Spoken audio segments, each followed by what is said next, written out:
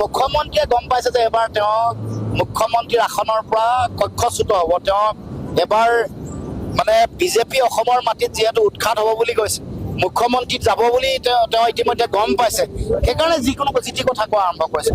আমাৰ যিসকল ৰিক্সা চলাই থকা মানুহ, তেওঁলোকক 5 টকাৰ ঠাইত 4 টকা দিব বুলি কোৱাৰ লগে লগে তাৰমানে যিসকলে কাম কৰা মানুহৰ প্ৰতি, কামৰ প্ৰতিও তেওঁলোকৰ অপমান। তাৰমানে আমি কাম কৰি, কোনোবা শ্ৰমিকে কাম কৰে, কোনোবা খেতিয়কে কাম কৰে, কোনোবা ৰিক্সাৱালা ঠেলাৱালাই কাম কৰে। যিসকলে ৰিক্সা চলাইছে বিভিন্ন ধৰণৰ জনজাতীয় মিচিং মানুহ আছে, ক'ৰবাত আমাৰ খিলঞ্জীয়া বেলেগ মানুহো আছে, বা কিছু কিছু অঞ্চলত আমাৰ হিন্দীভাষী মানুহো আছে।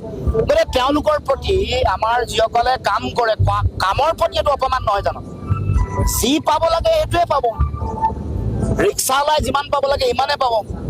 আৰু শেহতীয়াকৈ তেওঁ যিবোৰ কথা কৈছে যে মই মুখ্যমন্ত্ৰী থাকোঁতে আমুকক অত্যাচাৰ কৰিমেই, দেশৰ সংবিধান নমনা মানুহে এনেকুৱা কথা কওঁ। দেশৰ সংবিধানে যাক কৈছে, তেওঁ